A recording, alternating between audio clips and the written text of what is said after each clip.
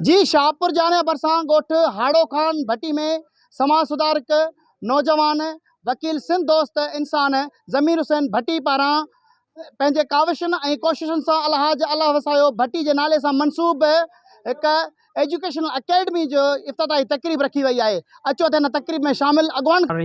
जीअं त अॼु इंतिहाई ख़ुशीअ जहिड़ी ॻाल्हि आहे त असांजे हिन ॻोठ हाड़ो खान भट्टीअ में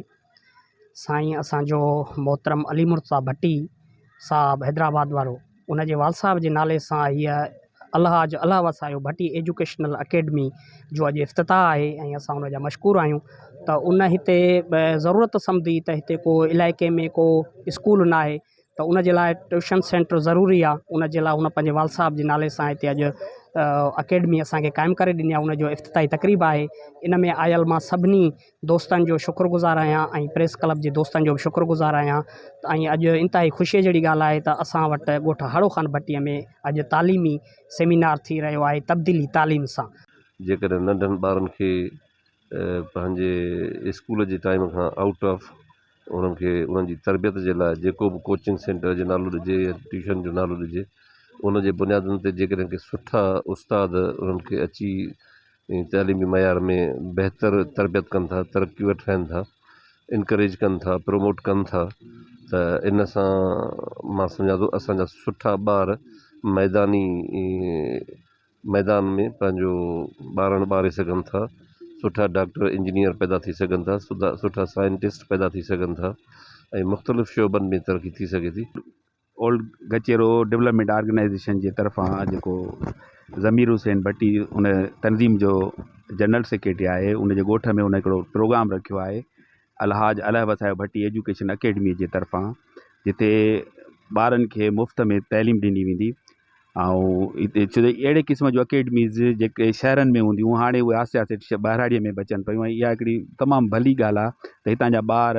जेके स्कूलनि में वञनि था उन खां पोइ शाम जे टाइम ते उन्हनि खे को अहिड़ो मौक़ो फराहम नथो थिए त हू पंहिंजे स्टडीअ खे वरी जेको आहे सो कंटिन्यू करे सघनि। त हिन क़िस्म जूं जेके एक्टिविटीज़ आहिनि या हिन क़िस्म जूं जेके अकेडमीज़ आहिनि उहे इंशा ताला बहितरीनु नमूने सां ॿारनि जी हिकिड़ी ज़हनी परवरिश कंदियूं ऐं उन्हनि में हिकिड़ो उत्साह पैदा कंदियूं, उहो अॻिते जेको आहे वधंदा। त असां ॾाढा ख़ुशि आहियूं त हिन असांजे ॻोठनि में असांजे हिन यूसीअ में हिन क़िस्म जा इदारा खुलनि पिया। हिननि इदारनि खे ॾिसी करे ॿियनि ॻोठनि में बि अहिड़ा इदारा खुलंदा ऐं ईअं हिकिड़ो तइलीमी माहौल जुड़ंदो जेको सॼे असांजे यूसीअ में बहितरीनु नमूने सां जेको आहे सो माण्हुनि में हिक ॿिए मां जेका इहा हासिलु कंदा उत्साह हासिलु कंदा, उहो यकीननि जेको आहे सो इन जा असर जेके आहिनि से फ्यूचर में ॾाढा भला पवंदा। सो असां ज़मीर हुसैन भट्टी साहिब खे मुबारकबाद था पेश कयूं ऐं हर मुमकिन तावन जी पेशकश कयूं था। जेको असांजो हाल आहे त असां तइलीम जे मैदान में जेको बि केरु कमु कंदो असांखे इंतिहाई घणी ख़ुशी थी। तब्दीली तइलीम सां ॾाढो बहितर स्लोगन अलाह वसायो भट्टी एजुकेशनल अकेडमी जो इफ़्तिताह, मुंहिंजे ख़्याल में त ही तइलीम जो जेको इफ़्तिताह आहे, सेंटर जो इफ़्तिताह आहे, इहो यूसी ओल्ड गचेरो तहलको मोरो ज़िलो नौशरो फ़िरोज़ जे लाइ तमामु बहितरीनु हिकिड़ो तइलीम जो इफ़्तिताह आहे। मूंखे उमेदु आहे त हिन तइलीम इदारे जे थ्रू पूरी सिंध में अहिड़ा प्रोग्राम थींदा, अहिड़ा इदारा खुलंदा।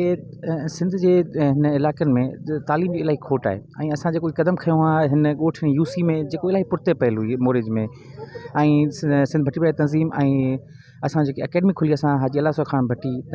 एजुकेशनल अकेडमी, मुंहिंजो कमु इहो आहे कि असां इंशाअल्लाह हर हंधि असां पुॼंदासीं इंशाअल्लाह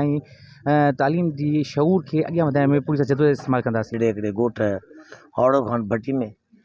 जेको यूनियन काउंसिल गचेरे जो हिकिड़ो नंढिड़ो ॻोठ आहे, उन में उन सां ओल्ड गचेरो डेवलपमेंट ऑर्गेनाइजेशन वारनि दोस्तनि जो को सहकार सां उहो कमु कयो पियो वञे। इन जी सख़्तु ज़रूरत आहे। जेकॾहिं ईअं गॾिजी सॾिजी जेकॾहिं कंहिं ॻोठनि में थोरी महिनत कई वञे, उन्हनि खे तइलीम ॾिनी वञे, ॾाढी सुठी ॻाल्हि आहे। भट्टी साहब आहे ऐं असां सभु इन तरफ़ आहियूं त असांजा जेके पुठिते पियल इलाइक़ा आहिनि तइलीम जे लिहाज़ खां, जिथे असांजे माण्हुनि खे पंहिंजे भट्टी बिरादरी जे माण्हुनि खे, पर न रुगो भट्टी बिरादरी जे माण्हुनि खे, पर उन सां गॾोगॾु जेके ॿिया बि माण्हू आहिनि, ॿियूं बि कम्यूनिटीज़ अची वञनि थियूं, ॿियनि ज़ातियुनि जा माण्हू बि आहिनि, असां उन्हनि खे तइलीम सां संवारियूं। छो त असां सम्झूं था त तइलीम सां तब्दीली अची सघे थी, तइलीम सां इंसाननि में शऊर, माण्हुनि में शऊर अची सघे थो। जीअं त साईं ज़मीर भट्टी साहिब असांखे इन्विटेशन ॾिनी आहे हिते हिकिड़ो तब्दीली तालीम सां अलहाज अलाह वसायो भट्टी एजुकेशनल अकेडमी जो इफ़्तिताह कयो अथसि। तइलीम जे हवाले सां असां चऊं था त हर ॻोठनि में हर नंढनि जेके इलाइक़ा आहिनि उन्हनि में अहिड़ी अवेयरनेस अचे ऐं तइलीम जे हवाले सां जेको आहे सो माण्हुनि में इहा सुजाग थिए ऐं ॼाण थिए त जीअं माना जेके अॿोझ माण्हू आहिनि ग़रीब माण्हू आहिनि उन्हनि खे तइलीम जो जेको आहे उहो शौर ॾियारियूं। इहो असां पढ़ियल लिखियल माण्हुनि जी ज़िमेदारी आहे त असां हिननि खे शौर ॾियारियूं। जेके हिते ग़रीब गुरबा आहे उन्हनि में इहा अवेयरनेस अचे त हू पंहिंजनि ॿचड़नि खे तइलीम ॾियारीनि ऐं तइलीम सां ई इंसान जेके असांजा सिंध जा सलाम हुजे हिननि दोस्तनि खे जंहिंमें ज़मीर भट्टी ऐं वहीद बुगियो ऐं ॿिया हिन जा जेके साथी आहिनि सॼो ग्रुप सभई गॾिजी जेका हिननि मुफ़्त में तइलीम शुरू कई आहे पंहिंजे ॻोठ में। इहो हिकिड़ो तमामु इंतिहाई वॾो क़दम आहे, छो त हितां जेकर सवें ॿार लाइ तइलीम वठी ऐं यूनिवर्सिटियुनि में पहुचंदा ऐं पोइ उहे वॾियुनि डिग्रियुनि ते पहुचंदा ऐं पोइ मुल्क जी ख़िदमत कंदा त उहा यकीनन असांजी तरक़ी में उन में तब्दील थींदी। असांखे इहा ख़ुशी आहे। इहे कम हक़ीक़त में हुकूमतुनि खे करणा हूंदा आहिनि, पर पोइ जेकर हुकूमतुनि जूं कोताहियूं थियनि थियूं, हुकूमत उहा शइ नथी करे सघे त पोइ उन जे करे वरी अहिड़नि नौजवाननि खे जज़्बो जागे थो जेके पंहिंजे हड़ा वड़ा ख़र्च करे तकलीफ़ूं करे टाइम कढी उस्ताद रखे जॻहियूं ठाराए ऐं फ्रीअ में मुफ़्त में ॿारनि खे तइलीम ॾेई पंहिंजे मारूड़नि साॻिड़नि जी ख़िदमत था कनि ऐं यकीनन इहो साराह जोॻो अमल आहे। प्रोग्राम आहे यूनियन काउंसिल पुराणो गचूरो जी ॻोठ हाड़ो खान भट्टी में शाहपुर जांडा जे भरिसां ऐं मोहतरम ज़मीर हुसैन सोशल वर्कर समाजी अॻवान ज़मीर हुसैन भट्टी साहब जी तरफ़ खां ऐं तमामु सुठो क़दम आहे जो हिते मोहतरम अली मुर्तज़ा भट्टी साहब जे तरफ़ां एजुकेशनल अकेडमी जो बुनियादु विधो पियो वञे। नौजवान अॻवान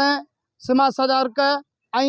दानिश्वर वकील ज़मीर हुसैन भट्टी पारां कोठायल तइलीमी सेमिनार में अॻवाननि जा मौक़िफ़ ॿुधा। कैमरामैन महबूब मल सां गॾु असद बुगियो, कल्याण टीवी, शाहपुर जानिया।